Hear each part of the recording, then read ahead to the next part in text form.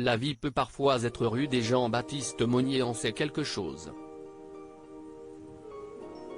Ce mercredi 14 juin 2023, le jeune comédien a annoncé une bien triste nouvelle sur son compte Instagram, la mort d'un membre de sa famille dont il était particulièrement proche.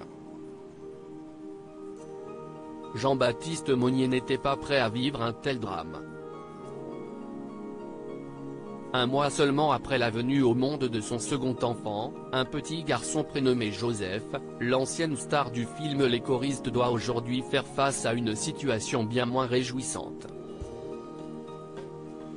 En effet, ce mercredi 14 juin 2023, il a annoncé le décès soudain de sa grand-mère dans une story Instagram lourde d'émotions.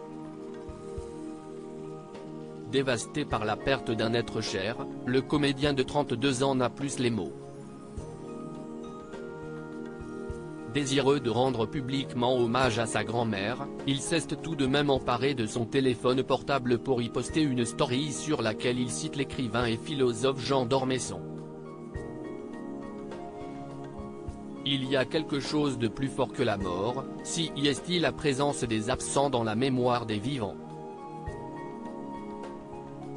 Repose en paix grand-mère, a-t-il simplement écrit sur un fond noir, sans apporter plus de détails sur sa perte.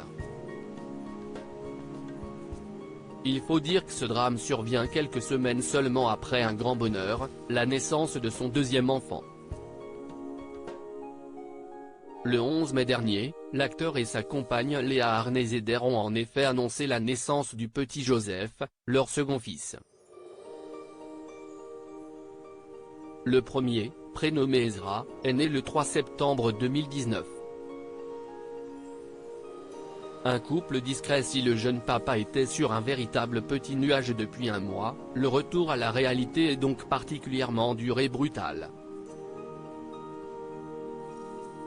Pour l'instant, Jean-Baptiste Monnier n'a pas évoqué sa perte plus en détail et nul doute qu'il les gardera certainement pour lui et sa famille proche. En attendant, il pourra évidemment compter sur le soutien de sa chère et tendre et sur la présence de ses deux fils pour lui changer les idées.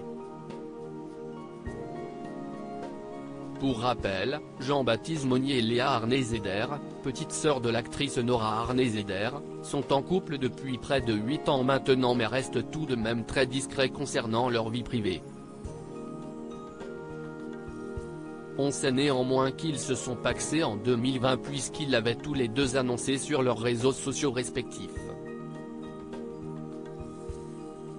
Un moment très simple immortalisé par un selfie du couple pris devant la mairie du 9e arrondissement de Paris.